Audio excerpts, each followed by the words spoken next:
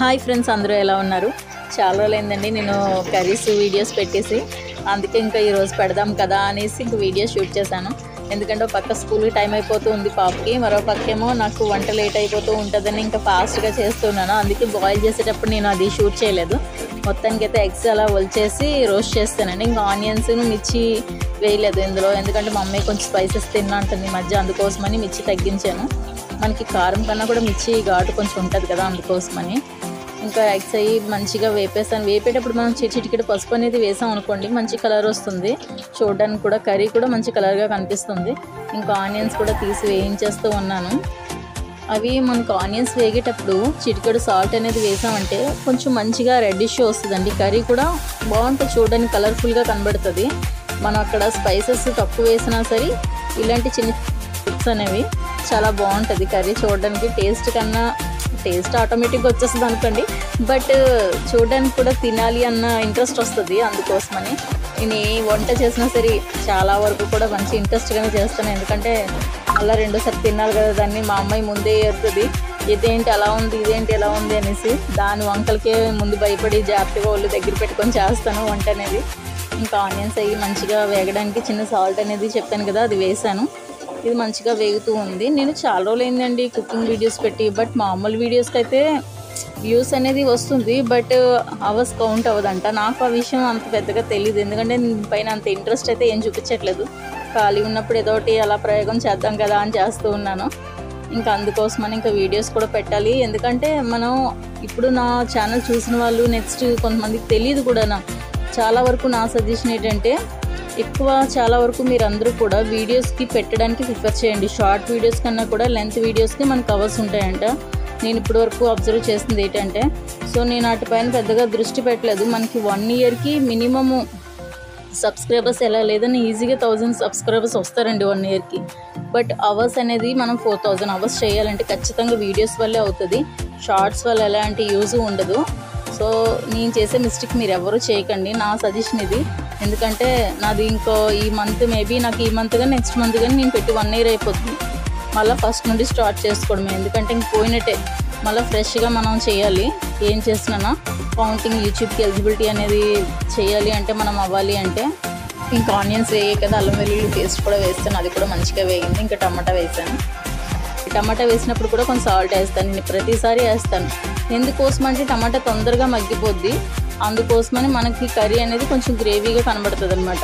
Onions టమాటా అనేది egg కర్రీకి చాలా ఇంపార్టెంట్ అండి. కొంతమంది ఏంటంటే టమాటా అనేది యూజ్ చేయడానికి పెద్దగా ఇంట్రెస్ట్ చూపించరు, బట్ నేనైతే తెలుసు కదా మీకు, టమాటా లేకపోతే మనకు కర్రీయే రాదు.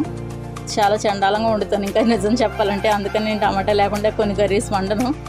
సో అందుకని మొత్తానికి అయితే దానికి సరిపడా కారం అది వేసేసాను. ఈసారి మసాలా వేయలేదు, ఓన్లీ అల్లం వెల్లుల్లి పేస్ట్ వేసాను. ఎందుకంటే మా అమ్మాయి కొంచెం మసాలాలు తగ్గించి మమ్మీ అన్నది. సరే దానికి చిన్నపిల్ల కదా, అంత బేగా అలవాటు చేసుకోవడం కష్టంలే. ఇప్పుడు అసలుకి బాగాలేదు, వర్షాలు అయ్యాను, ఒకటికి 2 వస్తాయి అనేసి ఇంకా కంట్రోల్ చేస్తాను, మసాలాలు తగ్గించేస్తాను. ఇంకా అల్లం వెల్లుల్లి పేస్ట్. నెక్స్ట్ ఏంటంటే కారంలో కూడా నేను కొంచెం స్పైసెస్గానే వేసి ఆడిస్తానండి, అన్ని స్పైసెస్ వేసి ఆడిస్తాను. అందుకోసమని మసాలా కూడా పెద్దగా నేను ఈసారి అవాయిడ్ చేద్దామని డిసైడ్ అయ్యాను, వేయకుండానా మొత్తానికి. మరో పక్క రైస్ అయితే ప్రిపేర్ చేస్తాను. రైస్ ఇంకా వాచ్ చేసినందుకు స్టవ్ మీద పెడితే మనకి అడుగు అనేది వాటర్ అనేది బేగా డ్రై అవుతుంది. చిన్న వాటర్ ఉంటుంది, దానివల్ల ఏంటంటే రైస్ మనకి ఈవినింగ్కి పాడవుతుంది. అందుకోసమని ఇలా అన్నం వార్చిన తర్వాత ఇలా స్టవ్ మీద పెట్టామనుకోండి, అదొక 2-3 మినిట్స్ ఉంచితే సరిపోతుంది. మొత్తం అదంతా అబ్జర్వ్ చేసుకుంటుంది ఆ హీట్కి. మొత్తానికి రైస్ మనకి పొడి పొడిగా మంచిగా వస్తూ ఉంటుంది. నేను ఇంతకు ముందు అయితే రైస్ కుక్కర్లో పెట్టేదాన్ని. సో ఇప్పుడు రైస్ కుక్కర్ అయితే నాకు చాలా time తీసేసుకుంటుంది, electrical rice cooker.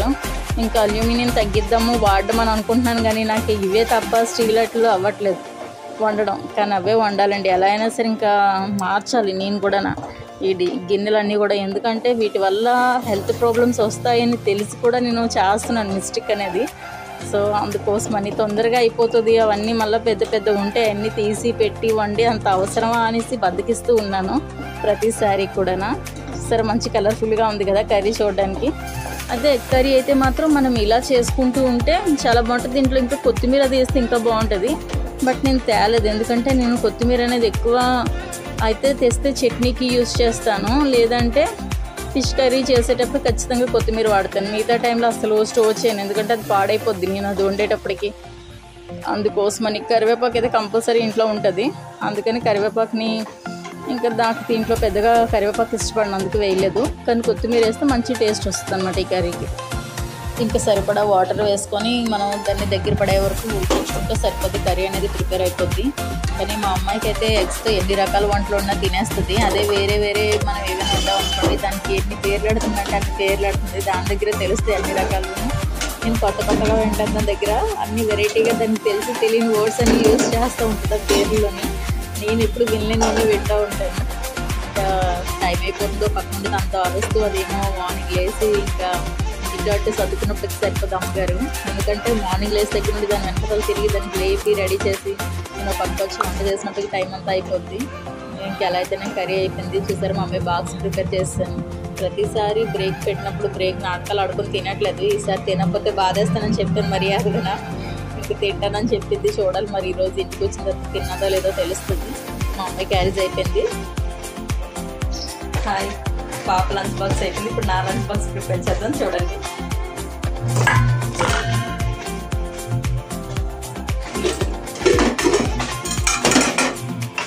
Rice,